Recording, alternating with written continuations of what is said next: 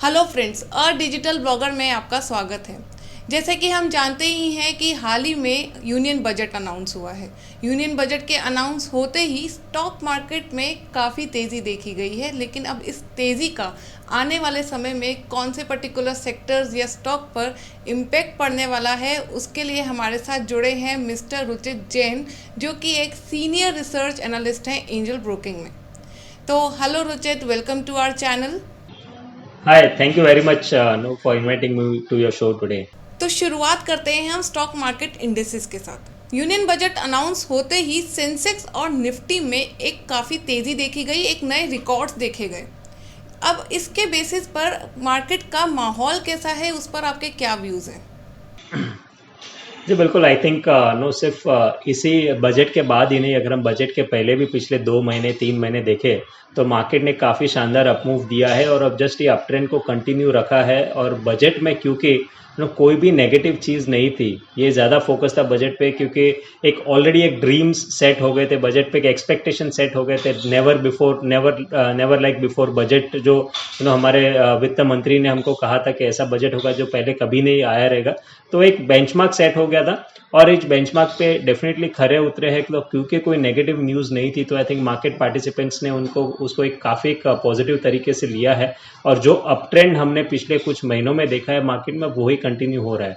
हम नए लेवल्स, नए रिकॉर्ड्स डेली बेसिस पे हम सेंसेक्स और निफ्टी में बनते हुए देख रहे हैं। और आई थिंक यहाँ पे जो हिसाब से डेटास कुछ पॉइंट आउट हो रहे हैं, चाहे टेक्निकल पॉइंट्स हो या डेरिवेटिव्स के डेटा हो, एफआईएस के इन्फ्लोज हो, ये सभी डेटाज ज़्यादातर डेटाज इस फेवर में ही है कि ये रैली आगे जाके भी अभी कंटिन्यू रहेगी। तो आई डोंट थिंक ट्रेडर्स या इन्वेस्टर्स को यहाँ पे फिलहाल कोई चिंता करने की ज़रूरत है मार्केट के ट्रेंड को लेके, या मार्केट के जो काफ़ी शॉर्ट टर्म में जो तेज़ी आई है उसको लेके ज़्यादा कुछ चिंता करने की ज़रूरत नहीं है। यहाँ पे आई थिंक आने वाले समय में ये तेज़ी का ट्रेंड कंटिन्यू ही रहेगा। Okay, thank you Ruchit. तो चलते हुए तेज़ी के साथ आप कुछ ऐसे स्टॉक्स रिकमेंड कर सकते हैं जो कि मिड टर्म पीरियड के लिए काफ़ी प्रॉफिटेबल रहेंगे हमारे ट्रेडर्स के लिए? फार्मास्यूटिकल स्पेस हमें लग रहा है कि सबसे पहले तो एक ऐसा स्पेस रहेगा जिसमें आने वाले समय में एक अच्छे प्राइस अपमूव्स दिखेंगे, जिसमें से अगर स्टॉक स्पेसिफिक शॉट डाउन करें तो सिप्ला हमें लग रहा है कि करंट लेवल्स पे काफ़ी अच्छा अपॉर्चुनिटी है ट्रेडर्स या इन्वेस्टर्स के लिए खरीदारी करने के लिए। ये स्टॉक ने पिछले कुछ महीनों में जो प्राइस अपमूव दिए है उसमें काफ़ी अच्छे वॉल्यूम्स हुए हैं। करंटली ये 850 860 के रेंज में चल रहा है, तो यहाँ पे आई थिंक 820 के नीचे स्टॉप लॉस रख के short to medium term traders खरीदारी कर सकते हैं। लगभग 950 से 950 तक के टारगेट्स हम ये स्टॉक में आने वाले समय में एक्सपेक्ट कर रहे हैं। इसके अलावा बजट के बाद आप देखें इंफ्रास्ट्रक्चर सेक्टर पे जो फोकस रहा था उसके कारण सीमेंट स्टॉक्स में काफ़ी अच्छी बाइंग हुई है। सीमेंट स्पेसिफिकली क्योंकि जब भी इंफ्रास्ट्रक्चर बूस्ट होता है तो सीमेंट्स का सेल्स काफ़ी अच्छा होता है और वो कंपनीज के लिए काफ़ी फायदेमंद रहता है। तो आई थिंक सीमेंट एक ऐसा स्पेस रहेगा जो शॉर्ट टू मीडियम टर्म में काफ़ी अच्छा रिटर्न्स ट्रेडर्स और इन्वेस्टर्स को दे सकते हैं, जिसमें अगर स्टॉक स्पेसिफिक देखें तो अल्ट्राटेक सीमेंट है या एसीसी है। ये दोनों ही स्टॉक्स में काफ़ी अच्छे वॉल्यूम्स हुए हैं प्राइस के अपमूव में, साथ साथ तो काफ़ी अच्छी खरीदारी यहाँ पे ऑलरेडी देखी गई है। अल्ट्राटेक सीमेंट कोई भी अगर डिप में 5,900 6,000 की रेंज में जो फिर से मिलता है तो आई थिंक वह अच्छे लेवल्स रहेंगे फिर से स्टॉक को खरीदारी करने के लिए। 5,400 के नीचे स्टॉप लॉस रखें और 6,500 से 6,600 तक के टारगेट्स हम अल्ट्राटेक सीमेंट में आने वाले समय में देख सकते हैं। ओके, ऐसे तो ये तो हुई मिड टर्म की बात। अगर हम कुछ ऐसे स्टॉक्स देखें जो अगले यूनियन बजट तक हमारे ट्रेडर्स को एक अच्छा रिटर्न दे सकते हैं, कुछ ऐसे स्टॉक रिकमेंडेशन आप हमारे व्यूअर्स को देना चाहें? अगर एक साल का पर्सपेक्टिव रखना है तो एक तो लार्सन एंड टूब्रो एक ऐसा स्टॉक रहेगा जिसमें आई थिंक ट्रेडर्स और इन्वेस्टर्स को काफ़ी अच्छे रिटर्न्स बन सकते हैं। पहले तो अगर आप थोड़े हिस्टोरिकल डेटा देखें तो being a large cap company also Larsen and Toubro ने पिछले कुछ वर्षों में इतने बड़े रिटर्न्स नहीं बने हैं। तो ऑलरेडी एक काफ़ी अच्छा टाइम वाइज कंसोलिडेशन ये स्टॉक में हमने देखा है और अब आई थिंक ये इतने लंबे समय के कंसोलिडेशन के बाद अभी ये स्टॉक अभी रेडी है नेक्स्ट ट्रेंडेड अप मूव के लिए। और नेक्स्ट एक वर्ष के पर्सपेक्टिव से मुझे सरप्राइज नहीं होगा अगर ये स्टॉक 2,000 तक के लेवल्स भी छुए तो, जो करंटली 1,500 के आसपास चल रहा है।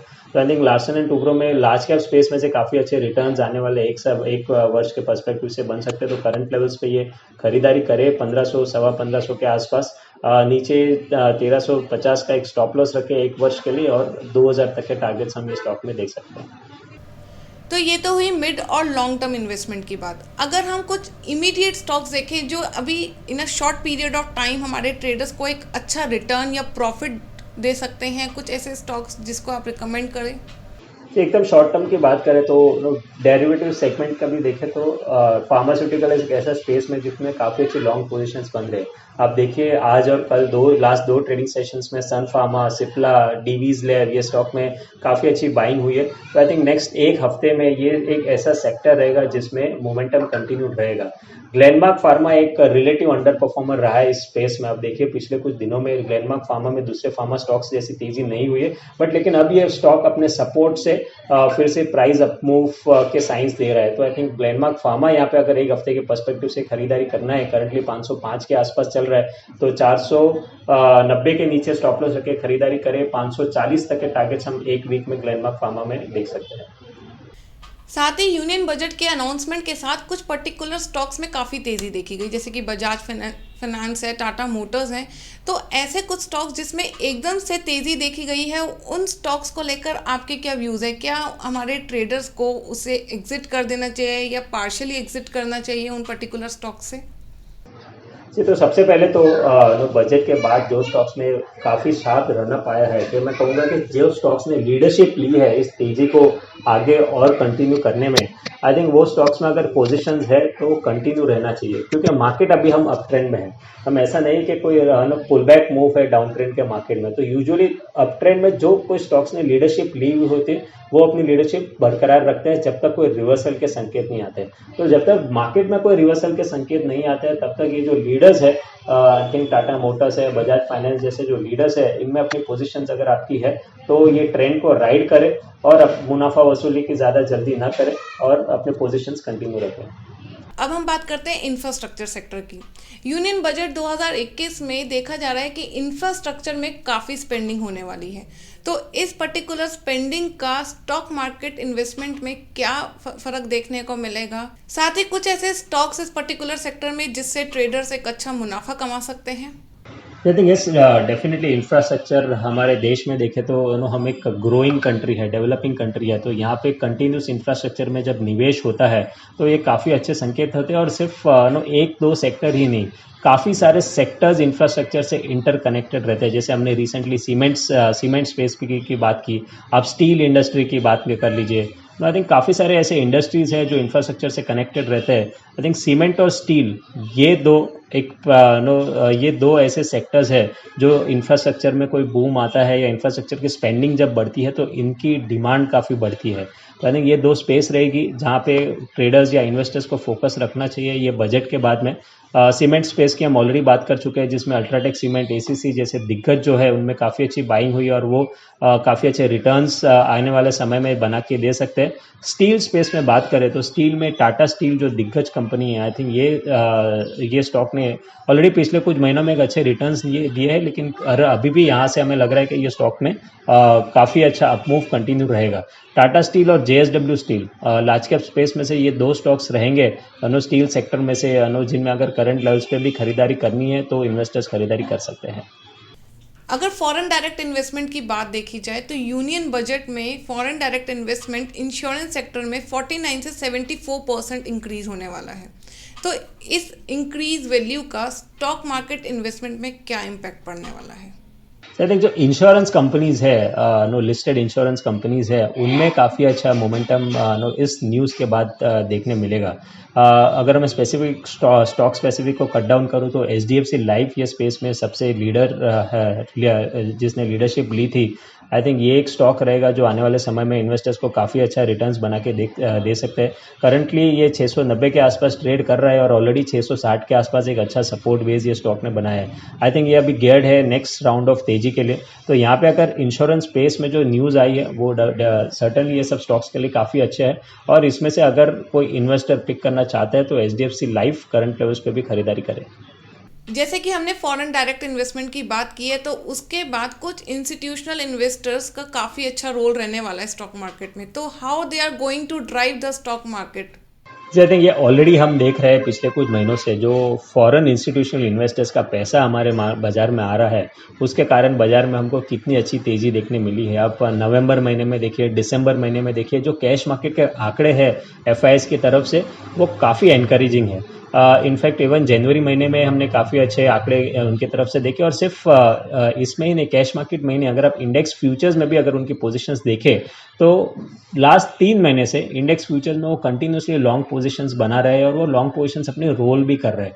आई थिंक ये काफ़ी अच्छा संकेत है कि जो एफआईआईज़ है, जो जिन्हें हम स्ट्रॉन्गर हैंड्स भी कहते हैं मार्केट में, वो काफ़ी कॉन्फिडेंट है हमारे बाजार के डायरेक्शन को लेके। तो आई थिंक जब तक उनका इनफ्लोज आ रहा है या कोई यहाँ पे तो फिलहाल तो ऐसा कोई कारण नहीं है कि उनका इनफ्लोज सडनली कोई आउटफ्लोज में बदलना चाहिए। तो आई थिंक जब तक ये इनका इनफ्लोज है तब तक ये बाजार को काफ़ी अच्छा सपोर्टिव रहेगा, और आई थिंक ये एक मुख्य कारण रहेगा बाजार के और ऊपरी स्तर। हम ऑलरेडी एक 15,000 के हिस्टोरिकल लेवल के पास अब पहुंच चुके हैं। आई थिंक यहाँ से भी अगर और तेज़ी अगर बरकरार रखनी है तो एफआईआईज़ का काफ़ी अहम भूमिका रहेगी एफआईआईज़ का इन्फ्लोज की। तो फिलहाल तो यहाँ पे कोई संकेत नहीं है कि एफआईआईज़ का इन्फ्लोज रुकेगा। तो जब तक ये इन्फ्लोज कंटिन्यूड है तब तक हमारा मार्केट नई ऊंचाइयाँ छूते रहेगा। तो ये थे कुछ पर्टिकुलर सेक्टर्स और स्टॉक्स जिससे यूनियन बजट अनाउंसमेंट के बाद आप आने वाले समय में एक प्रॉफिटेबल ट्रेड कर सकते हैं। आई थिंक एक और स्पेस की बात मैं यहाँ करना चाहूँगा, वो है बैंकिंग की। हमने बैंकिंग स्पेस की चर्चा नहीं की। अब देखिए, बजट के दिन ऑलमोस्ट 2,500 पॉइंट्स की तेज़ी हमने बैंक निफ्टी में देखी। उसके अगले दिन भी हमने 1,000 पॉइंट्स की तेज़ी बैंक निफ्टी में देखी। तो आई थिंक बजट के बाद जो अपमूव आया है उसमें बैंक निफ्टी एक लीडरशिप लेता हुआ देखा है। और हमने पहले भी देखा है, जब भी बैंकिंग स्पेस, क्योंकि बैंकिंग के जो प्राइवेट सेक्टर बैंक्स है उनके जो हैवी वेट्स है उनका निफ्टी इंडेक्स में भी काफ़ी अच्छा वेटेज है। और जब भी ऐसे बैंकिंग स्टॉक्स कोई लीडरशिप लेता है तो वो बाजार के लिए काफ़ी अच्छे रिटर्न्स ट्रेडर्स और इन्वेस्टर्स को वो स्पेस बना के देता है। तो यहाँ पे बैंकिंग स्पेस में से एक्सिस बैंक पे मैं रिकमेंडेशन करना चाहूँगा इन्वेस्टर्स को। एक्सिस बैंक में जब रिजल्ट्स आए थे, क्वार्टरली रिजल्ट्स, तो क्वार्टरली रिजल्ट्स के बाद में काफ़ी अच्छी खरीदारी हमने एक्सिस बैंक में देखी। और आई थिंक ये एक ऐसा स्टॉक है जिसमें प्राइस वॉल्यूम एक्शन भी काफ़ी अच्छा है। आई थिंक 800 850 तक के टारगेट्स हम शॉर्ट टर्म में ये स्टॉक में देख सकते हैं। तो प्राइवेट सेक्टर बैंक्स पे डेफिनेटली ध्यान रखें। आई थिंक वहाँ से भी एक आउट परफॉर्मेंस कंटिन्यू रहेगा, और एक्सिस बैंक में खरीदारी की सलाह है। Thank you Ruchit for your guidance and for your recommendation to our viewers. Thank you very much for inviting today. तो ये थे कुछ स्टॉक रिकमेंडेशन जिसमें आप यूनियन बजट के अनाउंसमेंट के बाद एक अच्छा खासा मुनाफा देख सकते हैं। इसी तरह के टिप्स और रिकमेंडेशन के साथ बने रहने के लिए अ डिजिटल ब्लॉगर चैनल को सब्सक्राइब करें। Thank you.